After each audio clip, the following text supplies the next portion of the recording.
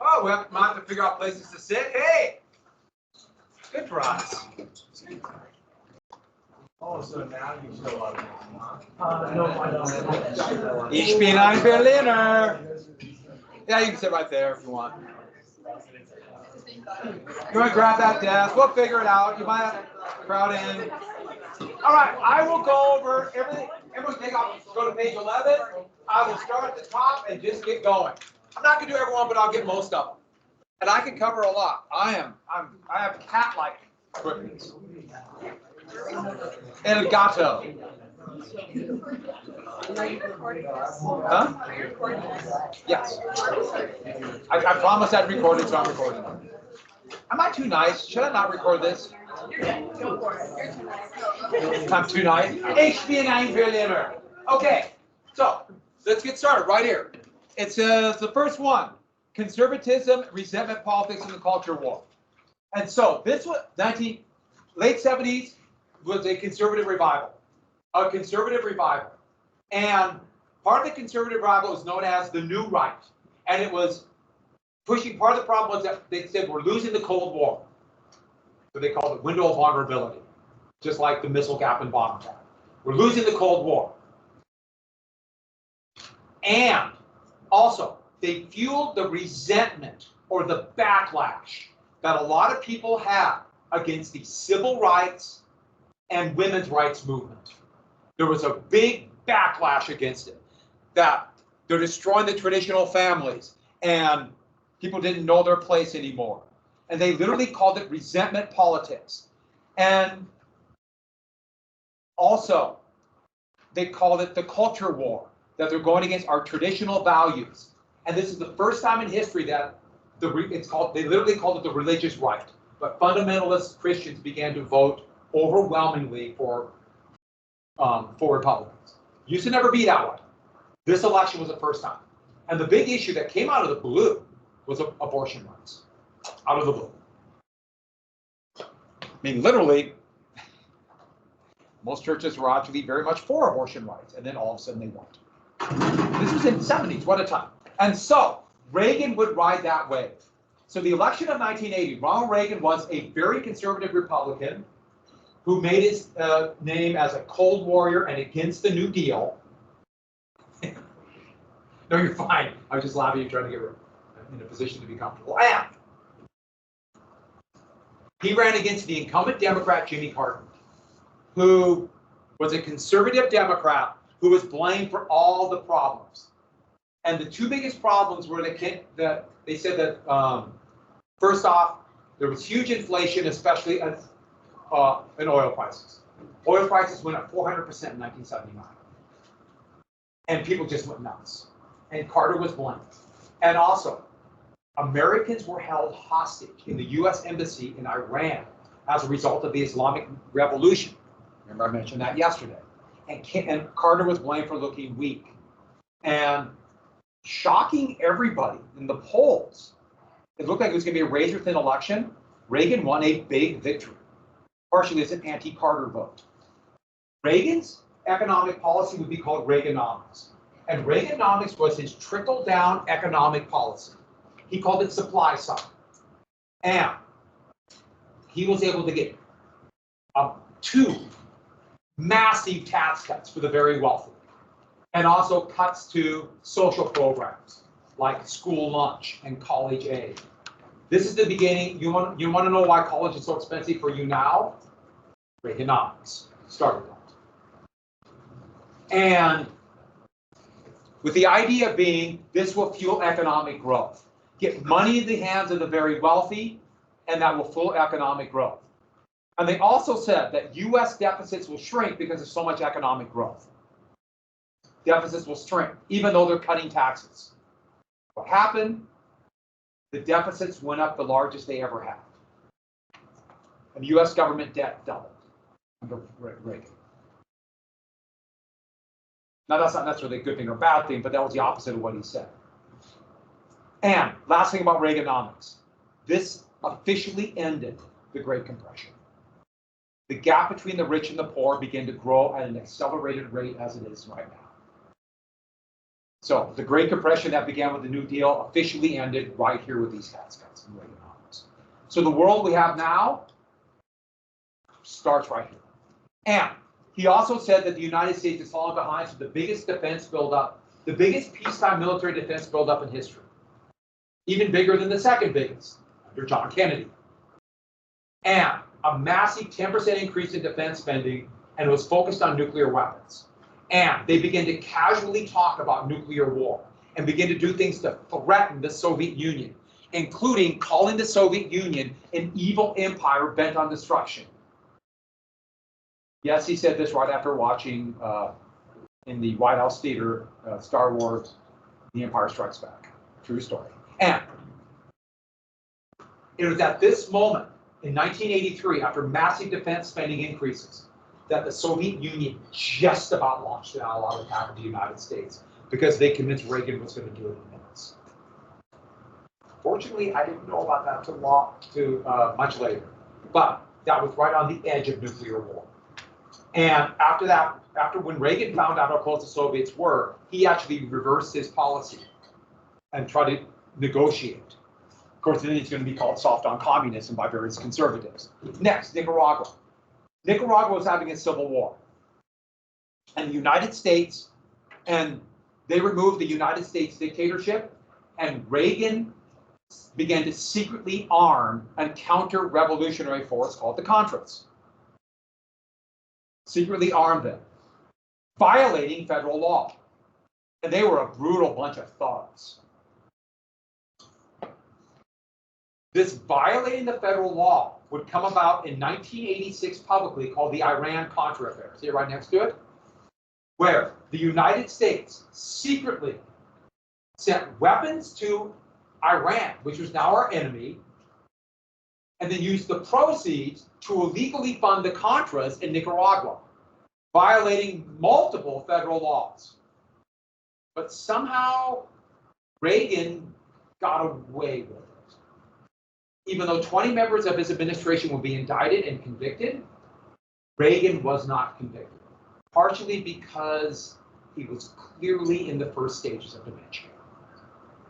Clearly. And people kind of felt sorry for him. Yes, he would die of Alzheimer's after his presidency. But back to this.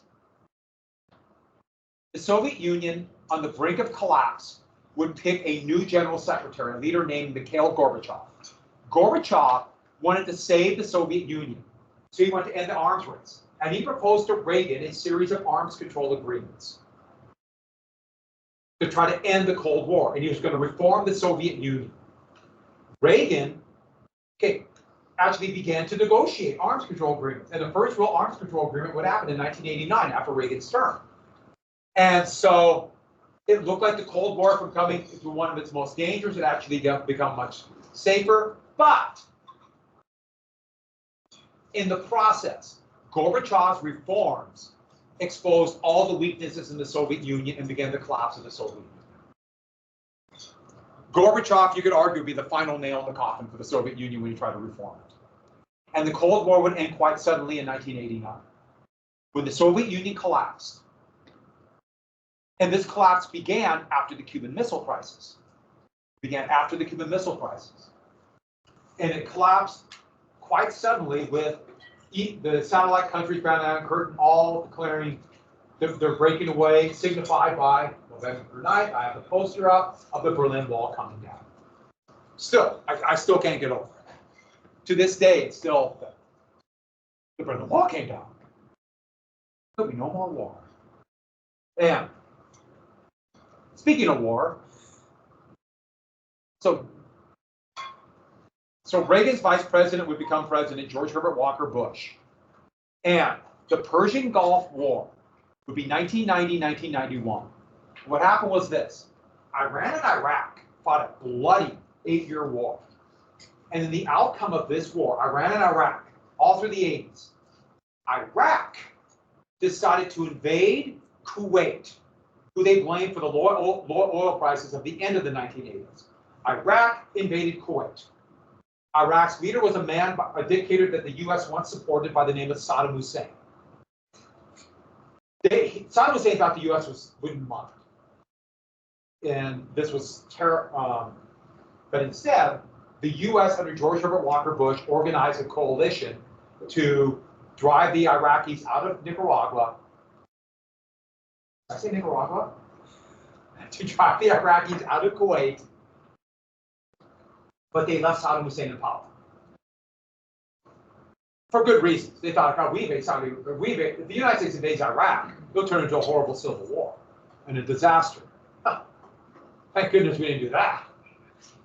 But that's me being facetious. You might notice a little bit down further, as Iraq War, which we would do that exact thing.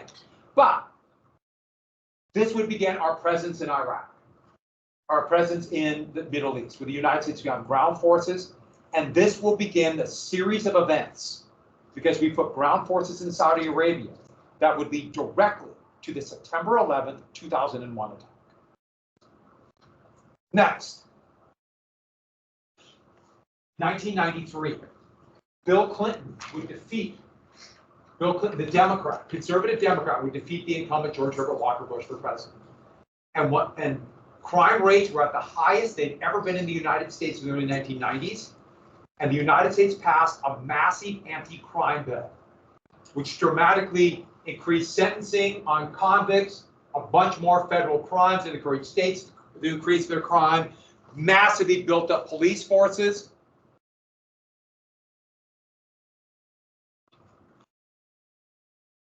To deal with this crime issue, which of course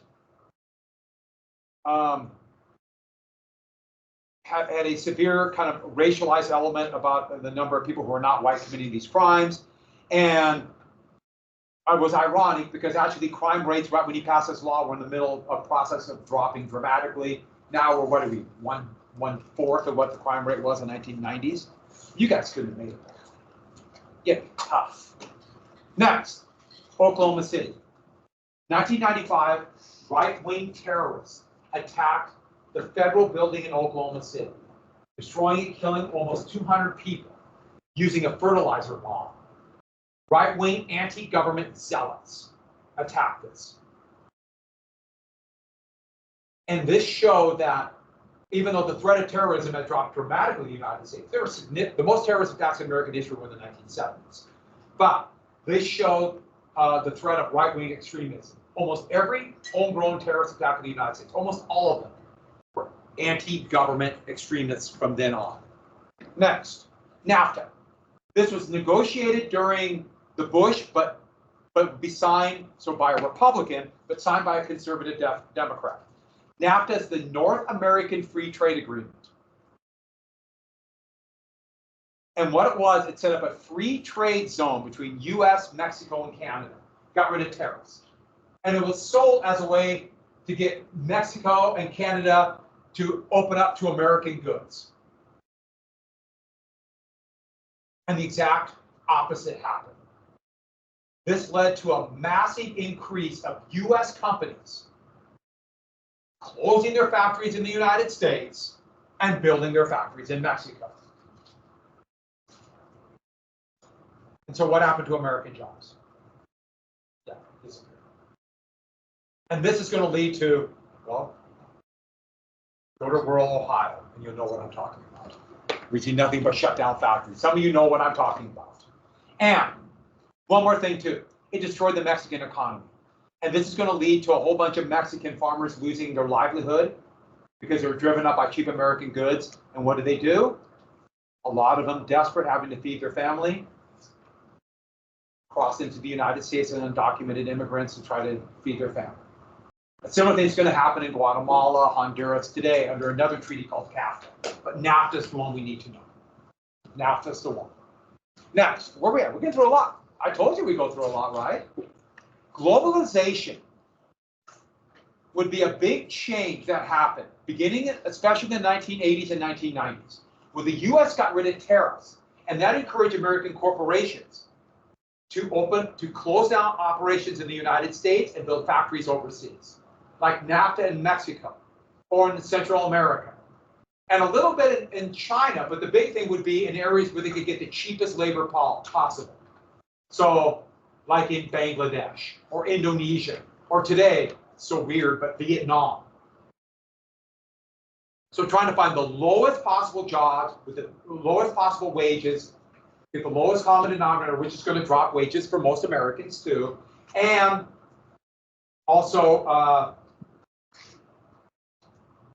no like environmental requirements, nothing like that, no safety requirements, etc. Next, inequality of wealth.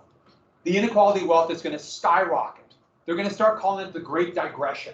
We had the Great Compression, the Great Digression. Or sometimes you see it as the Great Divergence, where the gap between the rich and the poor started to accelerate for the first time since the 1920s, in the 1980s, and begin exploding by the 2000s.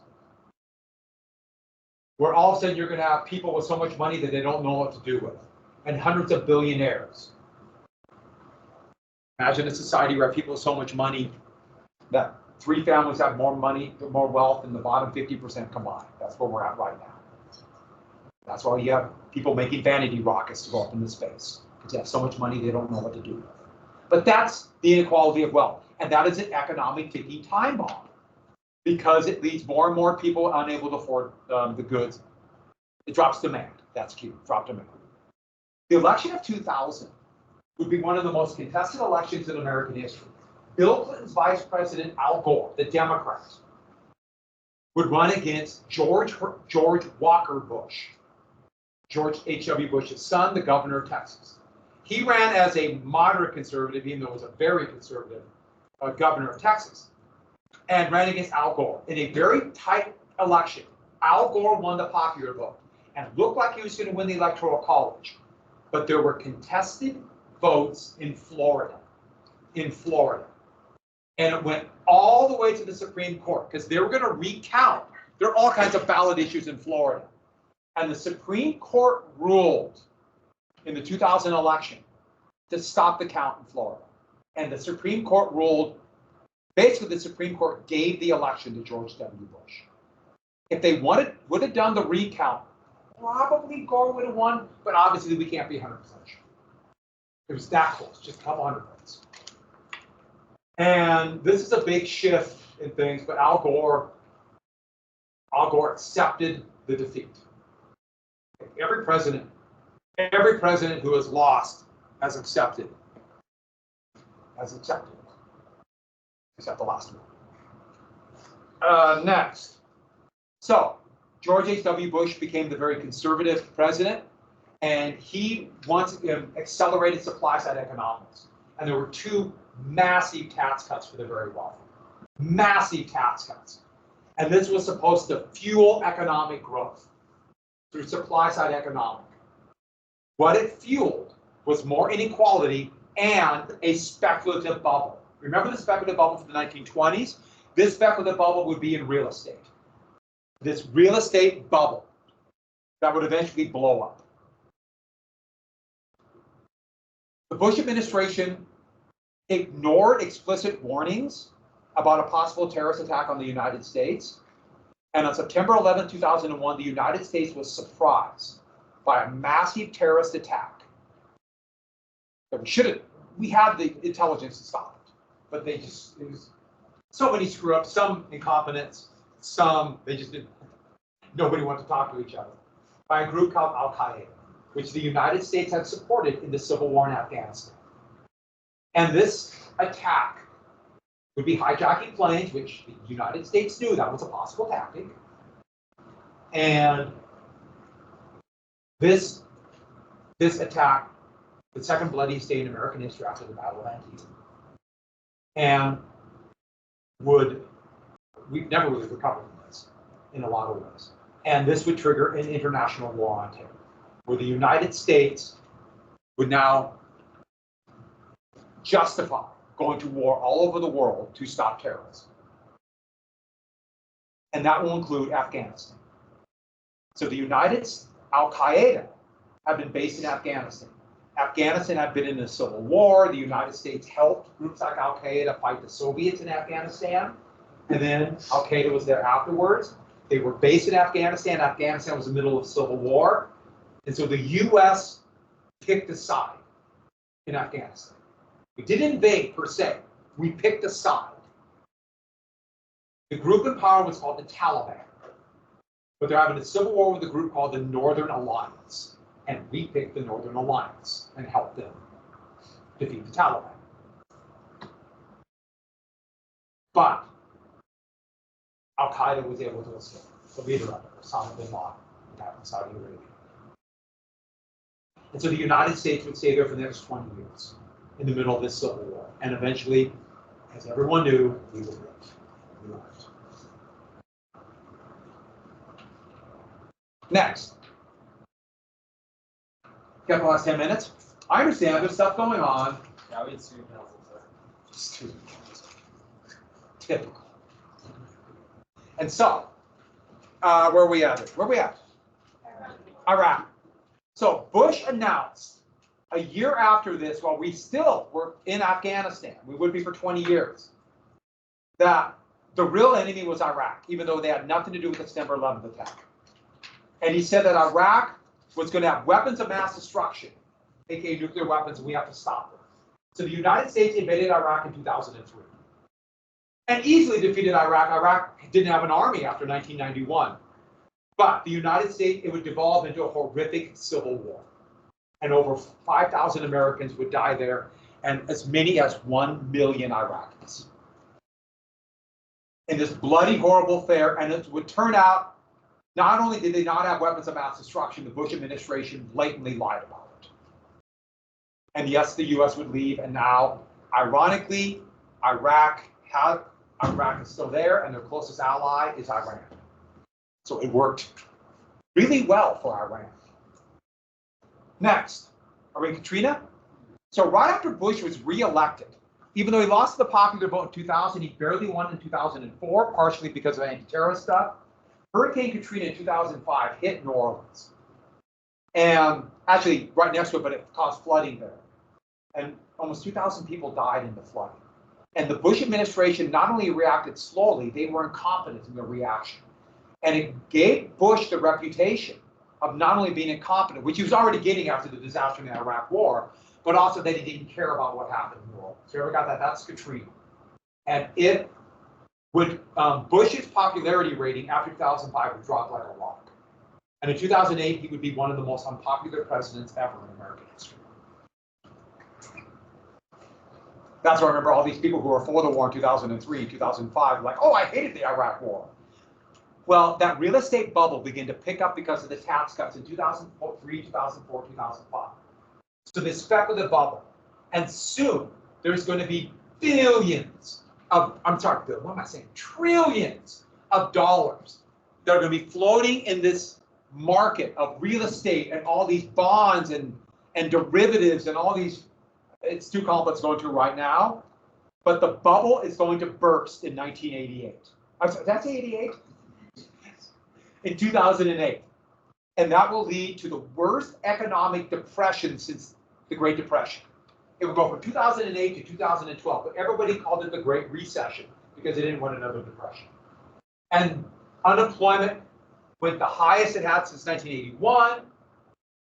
It was an worldwide economic crash. And the United States is going to have to put, like the Federal Reserve is going to have to pump $20 trillion into banks to keep them afloat. And the Great Recession will hit just as the election of 2008. And without a doubt, that helped the Democrat Barack Obama become elected president. Because he could say, with some justification, you know, the Republicans could do this, vote for the Democrats. Yes, of course, then later on, they could blame him for the slow recovery. Republicans would blame him. Hey, that's the way politics work. And right before the election, Congress passed a massive $750 billion bailout to the banks that many of them committed blatant fraud that caused this bubble. And they called this bailout, TARP. All you need to know is TARP. This massive bailout. So it's going to give billions of dollars to the bank. Trillions, what am I saying?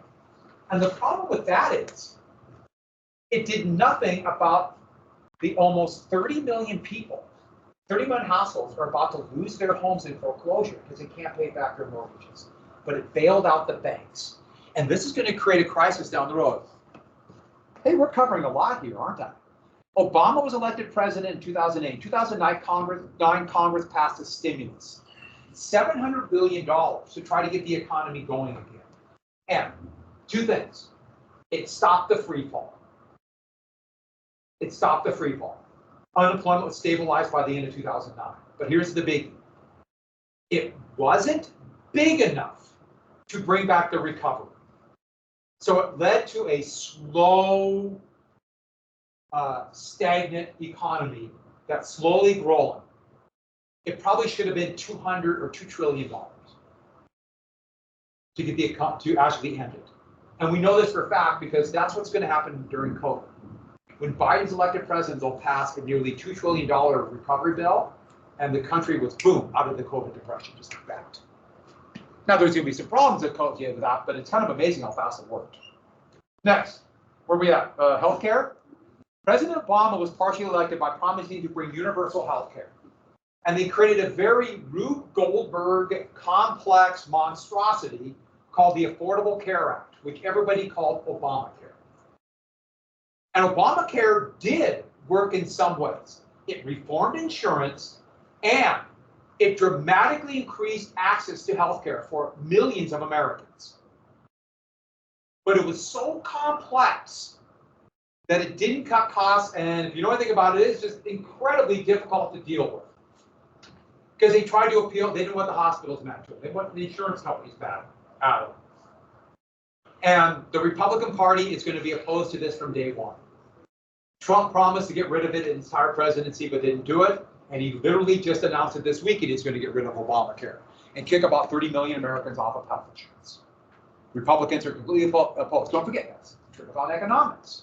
You're opposed to this. Where are we at? Occupy law?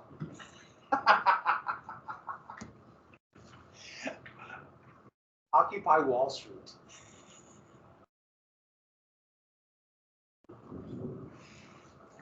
Two big effects out of the Great Recession.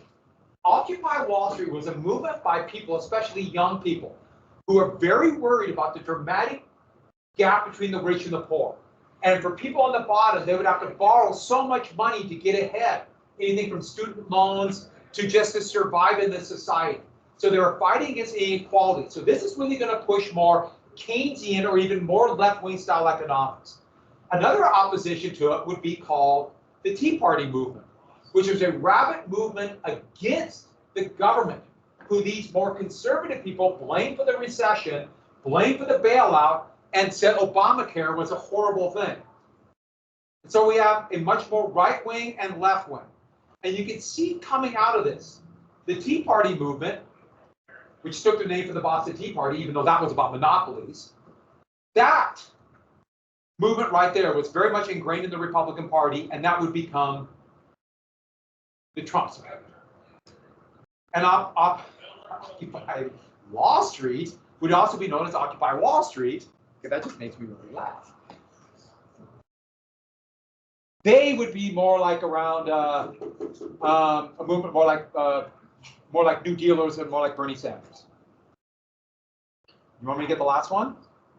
Should we go for it? Think I can do it? The Roberts Court.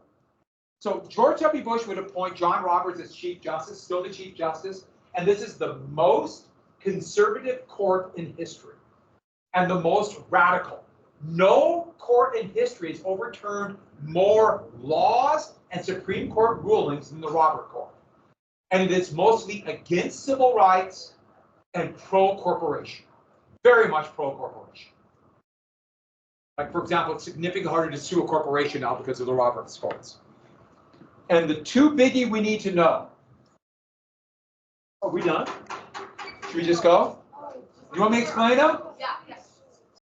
Citizens United allowed for unlimited campaign contributions and said that corporations are people. That's Citizens United. The Heller decision threw out 240 years of precedent and said that the Second Amendment is also about personal weapons, even though the Heller decision, even though it was always about militia until 2008. And on that happy note, I told you I'd cover a lot, didn't I? Are you impressed? Are you happy with me? Do I get your eternal gratitude? Goodbye, everybody. Are you tired now? I have the Think. Yeah. flow. What kind of sandwich? Was it good? Could you enjoy it while writing? I know. How'd you do? That's good. And were you able to go back through and like see someone you could have missed? Yeah. And some of those, like, I have question marks next to, and so, like, I didn't know about that. Yeah, you should. I hope this helped everybody. And now that's your homework. Yeah, you're gonna do it. Goodbye, everybody. Clear out. Get out of my room. I think you guys can. Goodbye.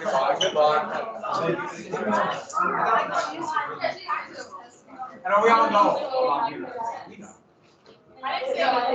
Goodbye, everybody. We'll see you. Huh? No, I'm glad you're here. Oh, rare. Not next 90 days. Thank you. Goodbye. Yeah. Hope that helped. We're doing great. Great job. Did you have most of this already done? That's good. Okay.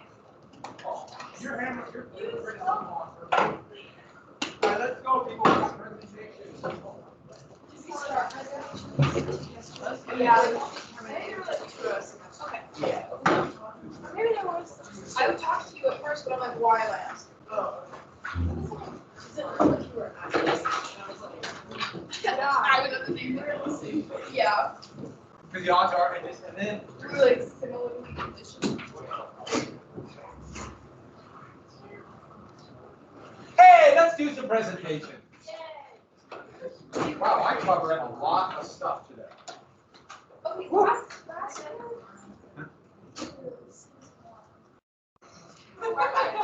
Like this.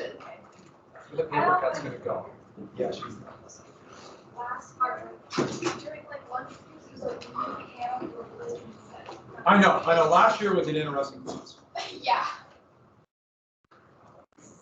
Yeah, this year, there's different dynamics every year. Yeah, I'm pretty sure you know. I had, like anything else, there's mixed feelings. Wait, what was wrong with it? Well, I don't want to say anything, but Oh, yeah, no, it was fine. It was good and bad. Again, every class. Why are you having football? you're right. Don't worry, because the theater. Don't worry about it. All right. So the presentations were great yesterday, and let's keep going. Oh, we're still filming this. I have to stop filming. If we're doing it like the mafia way, you have to go like forget about it. Forget about it.